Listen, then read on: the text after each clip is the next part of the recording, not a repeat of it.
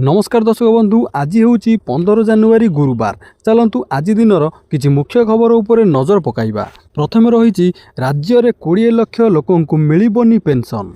जदि आपण जड़े पेंशन भोगी एवं मासिक पेंशन पाउछंती तेबे एई खबर आपणों पाई 20 लाख रु अधिक पेंशन हिताधिकारी एक बड़ झटका लगी। सरकार पेंशन उपरे स्थगितता लागू करिसंती जहाँ समस्त को चिंतार पकाइछे। प्रकृत में राजस्थान रे 71 लाख रु अधिक पेंशन हिताधिकारी अछंती।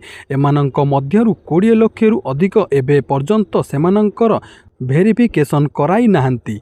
विभाग एही व्यक्ति मानंक विरुद्ध रे कार्यानुष्ठान ग्रहण करिछि। जेतेबेले भेरिफिकेशन शेष होइनी तो सरकार सेमानंकर पेंशन बंद करि दैछंती। सामाजिक न्याय एवं सशक्तिकरण विभाग स्पष्ट भावरे कहिछि जे जांचर शेष तारीख डिसेम्बर 31, 2025 थिला, किंतु अनेक लोक बायोमेट्रिक किंबा फेस रिकग्निशन माध्यम जांच प्रक्रिया समय सीमा मध्य समाप्त करिबारे विफल होइथिले। तेणु जानुआरी 2026 रु सेमानंकर पेंशन को अस्थायी भावरे स्थगित रखा जाइछि। परवर्ती खबर, 36 दिन मध्य बर्बर मुस्लिम मौलवादी शिकार होइचंती 12 जन संख्यालघु हिंदू। आसंता फेब्रुआरी रे निर्वाचन हेबाकू जाउतिबा बेले बांग्लादेश असुरक्षित हिंदू को मिलुनी न्याय। परवर्ती खबर, बाहा होइछ, हाथ गोड़ चलुची, काम मध्य करुच, माने स्त्री को छाड़पत्र देले भरण पोषण देबाकू पड़िबो। स्वामी तांको आयर 25% पर्यंत भरण पोषण पाई देबे।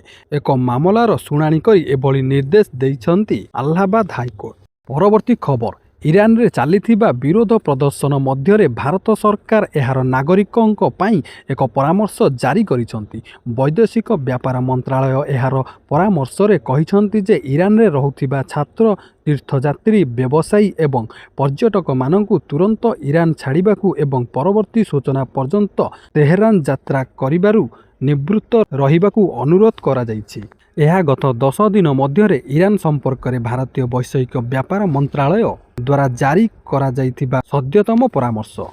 परवर्ती खबर, वृद्धा बापा माँ को न पचारिले दरमा 10% काटिदेबे सरकार। आजिकाली आमे जेते शीघ्र आधुनिकता को ग्रहण करुचे अतीत को सेते शीघ्र भूली जाउचे। बापा माँ एई दुईटी केवल शब्द नुहे, यह हेउची जीवनर अमूल्य रत्न। किंतु सरकार कले नुआ नियम। एथर बापा माँ को अणदेखा कले कटिजिब दरमा। तेलंगाना सरकार ए नेई एक आईन प्रणयन करिवे। तेबे जेउ कर्मचारी माने पितामाता जत्न नेउनाहांती सेमानंक दरमारु 10% काटी दियाजिबो। एही टंका पितामाता बैंक अकाउंट को स्थानांतरित हेबो। मुख्यमंत्री ए रेवंत रेड्डी सोमवार कहिसंती जे वृद्ध पितामाता द्वारा सेमानंक पुओ मानंक विरुद्ध रे दाखल करा जाइथिबा अभियोग को गंभीरतार सह नियाजिबो एवं दरमार 10% सीधासलख पितामाता बैंक अकाउंट को स्थानांतरित करा उचित। राज्य में धान किणा को नहीं लगी रही अचलावस्था मध्य चाषी दगंज हेउथिबा बेले सेमानंक कटा घारे चून मारिछंती राज्य जोगाण मंत्री कृष्णचंद्र पात्र। बड़ चाषी अर्थात 150 क्विंटाल रु अधिक धान बिक्री करुथिबा चाषी को क्विंटाल पिछा मिलुथिबा 800 टंका इनपुट सब्सिडी मिलिबो नाही बोली जोगाण मंत्री घोषणा सारा राज्य में आलोड़न सृष्टि करिछि। मंत्री कहिसंती जे राज्य सरकार निज घोषणा अनुଯାयी चाषी ठारू सबु धान उठाइबे। मात्र 150 क्विंटाल धान परे आउ 800 टंकार इनपुट सहायता दियाजिबो नाही। चाषी 150 क्विंटाल धान पर्यंत 31 टंका दर पाइबे। एहा बाद आउ जेते धान देबे ताहा 2369 टंकार सरकार किणिबे। सारा राज्य रे एही नियम लागू होइछि बोली मंत्री श्री पात्र कहिसंते। परवर्ती खबर, कर्मचारी भविष्य निधि पांठी संगठन बा ईपीएफओ और कर्मचारी राज्य बीमा निगम बा ईएसआई लगी मासिक दरमा 30,000 टंका पर्यंत बढ़ाइबा उपरे केंद्र सरकार और नियोजन मंत्रालय विचार करुछंती। दरमा बढ़ाइबाकू बहुदिनरु श्रमिक संगठन गुड़िक दाबी करि आसुथिले। निकटरे सुप्रीम कोर्ट मध्य एही मामलारे हस्तक्षेप करी सरकारंकु प्रस्ताव उपरे विचार करिबाकू कहिथिले। ଇପିଏଫ୍ର ମାସିକ ବେତନ ସୀମା 15,000 ଟଙ୍କା ଓ ଇଏସ୍ଆଇସି ପାଇଁ 21,000 ଟଙ୍କା ରହିଛି। ସେହିଭଳି ଉଭୟ ସଂସ୍ଥା ପାଇଁ ଏହି ସୀମାକୁ ବଢ଼ାଇ 25,000 ଟଙ୍କା କିମ୍ବା 30,000 ଟଙ୍କା କରିବା ଉପରେ ସରକାର ବିଚାର କରୁଛନ୍ତି। ପରବର୍ତ୍ତୀ ଖବର, ଖେଳନା ବିସ୍ଫୋରଣରେ ନଷ୍ଟ ହେଲା କୁନି ପିଲାର ଆଖି। ଏଭଳି ଅଭାବନୀୟ ଘଟଣା ଘଟିଛି ବଲାଙ୍ଗୀର ଜିଲ୍ଲା ଟିଟିଲାଗଡ଼ ଥାନା ଶଗଡ଼ଘାଟ ଗାଁରେ। ଆହତ ପିଲାଟି ହେଲା ତୃତୀୟ ଶ୍ରେଣୀର ଛାତ୍ର ଅଙ୍କେଶ ହରପାଲ। ଗାଁର ଏକ ଦୋକାନରୁ ଚିପ୍ସ ପ୍ୟାକେଟ୍ କିଣି ଖାଇବା ପରେ ସେଥିରେ ଥିବା ଖେଳନାକୁ ନିଆଁରେ ପକାଇ ଦେଇଥିଲେ। ନିଆଁରେ ପଡ଼ିବା ମାତ୍ରେ ହଠାତ୍ ଖେଳନାଟି ବିସ୍ଫୋରଣ ହୋଇଥିଲା। ବିସ୍ଫୋରଣ ଏତେ ଶକ୍ତିଶାଳୀ ଥିଲା ଯେ କୁନି ପିଲାର ଗୋଟିଏ ଆଖି ନଷ୍ଟ ହୋଇଯାଇଛି। ଗୁରୁତର ଅବସ୍ଥାରେ କୁନି ପିଲାଟିକୁ ପରିବାର ଲୋକେ ଟିଟିଲାଗଡ଼ ଡାକ୍ତରଖାନାରେ ଭର୍ତ୍ତି କରିଥିଲେ। ତେବେ ସେତେବେଳକୁ ଆଖି ନଷ୍ଟ ହୋଇଯାଇଥିଲା। ଆହତ ପିଲାର ବାପା ଟିଟିଲାଗଡ଼ ଥାନାରେ ଏତଲା ଦେଇଛନ୍ତି। ସମ୍ପୃକ୍ତ ଚିପ୍ସ କମ୍ପାନୀ ବିରୁଦ୍ଧରେ କାର୍ଯ୍ୟାନୁଷ୍ଠାନ ଓ କ୍ଷତିପୂରଣ ଦାବି କରିଛନ୍ତି ପରିବାର ଲୋକେ। ପରବର୍ତ୍ତୀ ଖବର, ଭାରତୀୟ ନାଗରିକଙ୍କ ପାଇଁ ଭିସା ମୁକ୍ତ ପରିବହନ ଘୋଷଣା କଲା ଜର୍ମାନୀ। ଭାରତ ଜର୍ମାନୀ ମଧ୍ୟରେ ଦ୍ୱିପାକ୍ଷିକ ବୈଠକ। ଦୁଇ ଦେଶ ମଧ୍ୟରେ ସ୍ୱାକ୍ଷରିତ ହେଲା ବୁଝାମଣାପତ୍ର। ଭାରତୀୟ ନାଗରିକଙ୍କ ପାଇଁ ଭିସା ମୁକ୍ତ ପରିବହନ ଘୋଷଣା କଲା ଜର୍ମାନୀ। ଦୁଇ ଦେଶର ବାଣିଜ୍ୟ $50 ବିଲିୟନ ପାର। ଦୁଇ ଦିନିଆ ଭାରତ ଗସ୍ତରେ ଆସିଛନ୍ତି ଜର୍ମାନୀର ଚାନ୍ସେଲର ଫ୍ରେଡରିକ୍ ମର୍ଜ। ଏହି ଅବସରରେ ପ୍ରଧାନମନ୍ତ୍ରୀ ନରେନ୍ଦ୍ର ମୋଦି ମର୍ଜଙ୍କ ସହ ପ୍ରତିନିଧି ମଣ୍ଡଳ ସ୍ତରୀୟ ଆଲୋଚନା କରିଛନ୍ତି। ପରବର୍ତ୍ତୀ ଖବର, କୁକୁର କାମୁଡ଼ିଲେ ମିଳିବ କ୍ଷତିପୂରଣ। ମଙ୍ଗଳବାର ଦିନ ସୁପ୍ରିମକୋର୍ଟ ରାସ୍ତାରେ କୁକୁର ଆକ୍ରମଣ ବର୍ଦ୍ଧିତ ସଂଖ୍ୟା ଉପରେ ତୀବ୍ର ଅସନ୍ତୋଷ ପ୍ରକାଶ କରିଛନ୍ତି। ଶୁଣାଣି ସମୟରେ ଜଷ୍ଟିସ୍ ବିକ୍ରମ ନାଥ କହିଛନ୍ତି ଯେ ଯଦି ପିଲା କିମ୍ବା ବୃଦ୍ଧମାନେ କୁକୁର କାମୁଡ଼ାରେ ଆହତ ହୁଅନ୍ତି କିମ୍ବା ମୃତ୍ୟୁବରଣ କରନ୍ତି ତେବେ ରାଜ୍ୟ ସରକାରଙ୍କୁ ଯଥେଷ୍ଟ କ୍ଷତିପୂରଣ ଦେବାକୁ ବାଧ୍ୟ କରାଯିବ। ଅଧିକାରୀଙ୍କ ନିଷ୍କ୍ରିୟତା ଏହି ସମସ୍ୟାକୁ 1000 ଗୁଣ ବଢ଼ାଇ ଦେଇଛି। ପରବର୍ତ୍ତୀ ଖବର, ଫଟାଫଟ ଅର୍ଡର ଡେଲିଭରି ଉପରେ ରୋକ। 10 ମିନିଟରେ ଅର୍ଡର ଡେଲିଭରିକୁ ନେଇ କଠୋର ହେଲେ କେନ୍ଦ୍ର ସରକାର। ଡେଲିଭରି ବୟଙ୍କ ସୁରକ୍ଷା ସୁନିଶ୍ଚିତ କରିବାକୁ ଯାଇ 10 ମିନିଟ ଡେଲିଭରି ଉପରେ ସରକାର ହସ୍ତକ୍ଷେପ କରିଛନ୍ତି। କେନ୍ଦ୍ର ସରକାରଙ୍କ ହସ୍ତକ୍ଷେପ ପରେ ବ୍ଲିଙ୍କିଟ୍ ସମସ୍ତ ବ୍ରାଣ୍ଡରୁ 10 ମିନିଟ ଡେଲିଭରି ଫିଚରକୁ ହଟାଇବାକୁ ଘୋଷଣା କରିଛି। କେନ୍ଦ୍ର ଶ୍ରମ ମନ୍ତ୍ରୀ ମନସୁଖ ମାଣ୍ଡଭିୟ 10 ମିନିଟ ଡେଲିଭରି ପ୍ରସଙ୍ଗକୁ ନେଇ କ୍ୱିକ୍ କମର୍ସ ସେକ୍ଟରରେ ସକ୍ରିୟ କମ୍ପାନୀଗୁଡ଼ିକ ସହ ଆଲୋଚନା କରିଛନ୍ତି। ପରବର୍ତ୍ତୀ ଖବର, ମାଗଣା ରାସନ ନେଉଥିବା ଲୋକଙ୍କ ପାଇଁ ଖୁସି ଖବର। 1 କେଜି ନୁହେଁ 9 କେଜି ମିଳିବ ଗହମ। ତେବେ ସରକାର ରାସନ କାର୍ଡ ଧାରକଙ୍କୁ ଗୁରୁତ୍ୱପୂର୍ଣ୍ଣ ଆଶ୍ୱସ୍ତି ପ୍ରଦାନ କରିଛନ୍ତି। ରାଜ୍ୟ ସରକାର ଖାଦ୍ୟ ଯୋଗାଣ ବିଭାଗ ଦ୍ୱାରା ଯୋଗାଇ ଦିଆଯାଉଥିବା ଗହମର ପରିମାଣ ବୃଦ୍ଧି କରାଯାଇଛି। ବିହାରର ଆରୱଲ ଜିଲ୍ଲାର 1,11,245 କାର୍ଡ ଧାରକ ଏହାଦ୍ୱାରା ଉପକୃତ ହେବେ।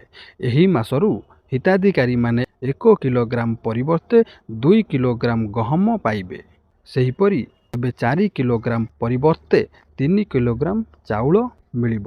ସେହିପରି ଅନ୍ତର୍ଦୟ ହିତାଧିକାରୀମାନେ 7 କିଲୋଗ୍ରାମ ପରିବର୍ତ୍ତେ 14 କିଲୋଗ୍ରାମ ଗହମ ଏବଂ 28 କିଲୋଗ୍ରାମ ପରିବର୍ତ୍ତେ 21 କିଲୋଗ୍ରାମ ଚାଉଳ ପାଇବେ। ଜିଲ୍ଲାରେ 16,367 ଅନ୍ତର୍ଦୟ ହିତାଧିକାରୀ ଏବଂ 94,878 PHH ହିତାଧିକାରୀ ଅଛନ୍ତି। ଖାଦ୍ୟ ଏବଂ ଗ୍ରାହକ ସୁରକ୍ଷା ବିଭାଗର ଏହି ନିଷ୍ପତ୍ତି ଜିଲ୍ଲାର ଲକ୍ଷ ଲକ୍ଷ ରାସନ କାର୍ଡ ଧାରକଙ୍କୁ ଲାଭ ଦେବ।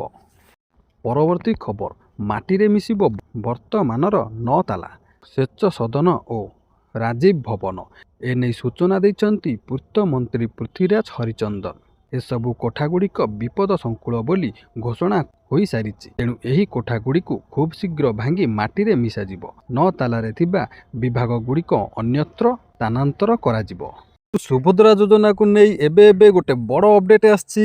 ଶ୍ରୀମତୀ ପ୍ରଭାତୀ ପରିଡ଼ା ସୁଭଦ୍ରା ଯୋଜନାର ନୂଆ ହିତାଧିକାରୀମାନଙ୍କୁ ନେଇ ଆଜି ଗୋଟେ ବଡ଼ ଆନାଉନ୍ସ କରିଛନ୍ତି।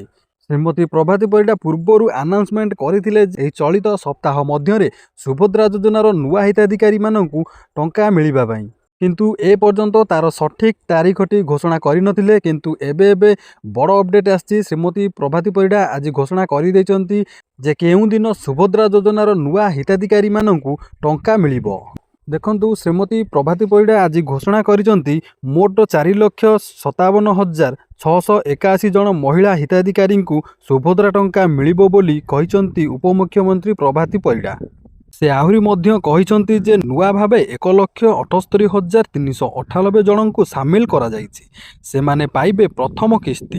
ତେବେ ପ୍ରଥମ ଓ ଦ୍ୱିତୀୟ କିସ୍ତିରୁ ବାଦ୍ ପଡ଼ିଥିବା 2,55,265 ଜଣଙ୍କୁ ସାମିଲ କରାଯାଇଛି। ସେମାନେ ବି ଏକାଥରକେ ପାଇବେ 2ଟି କିସ୍ତି। ସେହିପରି ଅଭିଯୋଗ ଶୁଣାଣିରେ 24,018 ଜଣ ହିତାଧିକାରୀଙ୍କୁ ସୁଭଦ୍ରାରେ ସାମିଲ କରାଯାଇଛି। ମୋଟ 250 କୋଟି ଟଙ୍କାର ସହାୟତା ରାଶି ଖାତାକୁ ଯିବ। ଗତ ନଭେମ୍ବର ମାସରେ ଆରମ୍ଭ ହୋଇଥିଲା ଆବେଦନ ପ୍ରକ୍ରିୟା। ବହୁଦିନରୁ ସ୍ଥଗିତ ଥିବା ସୁଭଦ୍ରା ପୋର୍ଟାଲ ବି ଖୋଲିଥିଲା। 2025 ମାର୍ଚ୍ଚ 31 ତାରିଖ ସୁଦ୍ଧା 21 ବର୍ଷ ବୟସ ହୋଇଥିବା ମହିଳାମାନେ ସରକାରଙ୍କ ଏହି ଯୋଜନାରେ ସାମିଲ ହେବା ପାଇଁ ଆବେଦନ କରିପାରିବେ ସୂଚନା ମିଳିଥିଲା। ସୁଭଦ୍ରା ହିତାଧିକାରୀଙ୍କ ପାଇଁ ବଡ଼ ଖବର। ଶ୍ରୀମତୀ ପ୍ରଭାତୀ ପରିଡ଼ା ଆହୁରି ଗୋଟେ ବଡ଼ ଘୋଷଣା କରିଛନ୍ତି। 60 ବର୍ଷ ହୋଇଥିବା ହିତାଧିକାରୀଙ୍କୁ ମିଳିବ ପେନ୍ସନ୍। ସୁଭଦ୍ରା ଉପରେ ପ୍ରଥମ ରାଜ୍ୟସ୍ତରୀୟ ପରିଚାଳନା ଏବଂ ତଦାରଖ କମିଟି ବୈଠକର ସମୀକ୍ଷା ପରେ ମହିଳା ଏବଂ ଶିଶୁ ବିକାଶ ବିଭାଗ ପକ୍ଷରୁ ସୂଚନା ପ୍ରଦାନ କରାଯାଇଛି ଯେ ସୁଭଦ୍ରା ଯୋଜନାର ହିତାଧିକାରୀମାନେ 60 ବର୍ଷ ବୟସ ପ୍ରାପ୍ତ କରିବା ପରେ ବାର୍ଦ୍ଧକ୍ୟ ପେନ୍ସନ୍ ପାଇଁ ଆବେଦନ କରିପାରିବେ। ମଧୁବାବୁ ପେନ୍ସନ୍ ଯୋଜନା ଏବଂ ଜାତୀୟ ସାମାଜିକ ସହାୟତା କାର୍ଯ୍ୟକ୍ରମରେ ସୁଭଦ୍ରା ଯୋଜନାର ପୂର୍ବତନ ହିତାଧିକାରୀଙ୍କୁ ଅନ୍ତର୍ଭୁକ୍ତ କରିବାକୁ ସରକାରଙ୍କ ପକ୍ଷରୁ ଚିଠି କରାଯାଇଛି। ତେବେ 60 ବର୍ଷ ବୟସ ପ୍ରାପ୍ତ କରିବା ପରେ ସୁଭଦ୍ରା ହିତାଧିକାରୀ MBPY ଓ NSAP ଅନ୍ତର୍ଗତ ଯେକୌଣସି ସାମାଜିକ ସୁରକ୍ଷା ପେନ୍ସନ୍ ପାଇଁ ଆବେଦନ କରିପାରିବେ। କିନ୍ତୁ ପେନ୍ସନ୍ ମଞ୍ଜୁରୀ ସମ୍ପୃକ୍ତ ଯୋଜନା ନିର୍ଦ୍ଦେଶାବଳୀ ଅନୁଯାୟୀ ସମସ୍ତ ଯୋଗ୍ୟତା ମାନଦଣ୍ଡ ପୂରଣ କରିବା ଜରୁରୀ। ଏହା ସହିତ ଏହି ବ୍ୟବସ୍ଥା ଉପଲବ୍ଧତା ଉପରେ ନିର୍ଭର କରିବ। ତେବେ ଦର୍ଶକ ବନ୍ଧୁ, ଶ୍ରୀମତୀ ପ୍ରଭାତୀ ପରିଡ଼ା ଆଜି ଏସବୁ ଘୋଷଣା କରିଛନ୍ତି। ତେବେ ଦର୍ଶକ ବନ୍ଧୁ, ଏବେ ଆସନ୍ତୁ ଜାଣିବା ସୁଭଦ୍ରା ଯୋଜନାର ନୂଆ ହିତାଧିକାରୀମାନଙ୍କୁ କେଉଁଦିନ ଏହି ସୁଭଦ୍ରା ଟଙ୍କାଟି ମିଳିବ। ଶ୍ରୀମତୀ ପ୍ରଭାତୀ ପରିଡ଼ାଙ୍କ କହିବା ଅନୁସାରେ ଆସନ୍ତା 18 ତାରିଖ ଭିତରେ ମିଳିବ ସୁଭଦ୍ରା ଟଙ୍କା। ତେଣୁ ଖୁବ୍ ଶୀଘ୍ର ହିତାଧିକାରୀଙ୍କୁ ମିଳିବ ସହାୟତା ରାଶି। ତେବେ ଦର୍ଶକ ବନ୍ଧୁ, ଜାନୁଆରୀ 18 ତାରିଖ ସୁଦ୍ଧା ଆପଣଙ୍କ ଆକାଉଣ୍ଟକୁ ସୁଭଦ୍ରା ଯୋଜନାର ଏକକାଳୀନ 10,000 ଟଙ୍କା କ୍ରେଡିଟ୍ ହୋଇଯିବ। ତେବେ ଜାନୁଆରୀ 18 ତାରିଖ ମାନେ ଆଉ 5 କି 6 ଦିନ ଭିତରେ ଆପଣମାନଙ୍କୁ ମିଳିଯିବ ସୁଭଦ୍ରା ଯୋଜନାର ଏକକାଳୀନ 10,000 ଟଙ୍କା। ପରବର୍ତ୍ତୀ ଖବର। ଗ୍ରାହକଙ୍କ ମଧ୍ୟରେ ସୁନା କିଣିବା ପାଇଁ ସବୁବେଳେ ଆଗ୍ରହ ଥାଏ, କିନ୍ତୁ ସୁନା ଓ ରୂପା ଦର ସବୁବେଳେ ପରିବର୍ତ୍ତନଶୀଳ। ଲଗାତାର କିଛି ମାସ ଧରି ସୁନା ଦର ବୃଦ୍ଧି ହେଉଥିବା କାରଣରୁ ଚିନ୍ତାରେ ଗ୍ରାହକ। ଆଜି ମଧ୍ୟ ସୁନା ଓ ରୂପା ଦରରେ ପରିବର୍ତ୍ତନ ହୋଇଛି। କିଣିବା ପୂର୍ବରୁ ପ୍ରଥମେ ଏହି ମୂଲ୍ୟବାନ ଧାତୁର ଦର ଜାଣି ନିଅନ୍ତୁ।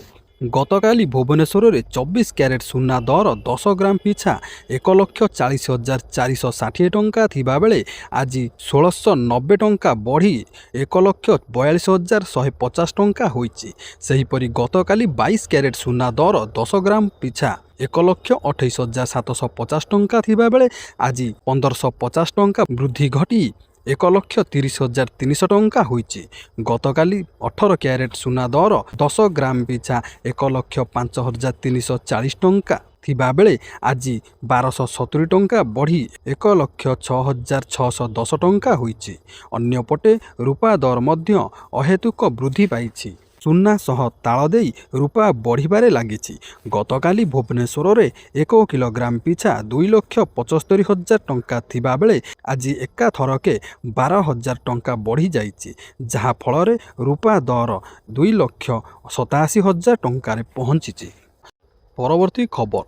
ଅନଲାଇନ୍ ଟିକେଟ୍ ବୁକିଂରେ ଆଉ ହେବନି ଅସୁବିଧା। ଭାରତୀୟ ରେଳବାଇ ଅନଲାଇନ୍ ଟିକେଟ୍ ବୁକିଂ ସମ୍ପର୍କରେ ଏକ ବଡ଼ ପରିବର୍ତ୍ତନ କରିଛନ୍ତି, ଯାହା ସାଧାରଣ ଯାତ୍ରୀଙ୍କୁ ସିଧାସଳଖ ଲାଭ ଦେବ। ଇ-ଟିକେଟିଂ ପ୍ରକ୍ରିୟାରେ ଲାଗି ରହିଥିବା ଅସୁବିଧା, ଧୀର ସର୍ଭର ଏବଂ ଦଲାଲଙ୍କ ହସ୍ତକ୍ଷେପକୁ କମ୍ କରିବା ପାଇଁ ରେଳବାଇ ବୁକିଂ ସମୟରେ ଗୁରୁତ୍ୱପୂର୍ଣ୍ଣ ପରିବର୍ତ୍ତନ କରିଛି। ଜାନୁଆରୀ 12 ତାରିଖରୁ ଅର୍ଥାତ୍ କାଲିଠୁ ଏହି ନିୟମ ଲାଗୁ ହୋଇଛି। ଏହି ନୂଆ ନିୟମ ଲକ୍ଷ୍ୟ ରେଳ ଯାତ୍ରୀଙ୍କ ପାଇଁ ଟିକେଟ୍ ବୁକିଂ ସହଜ କରିବ।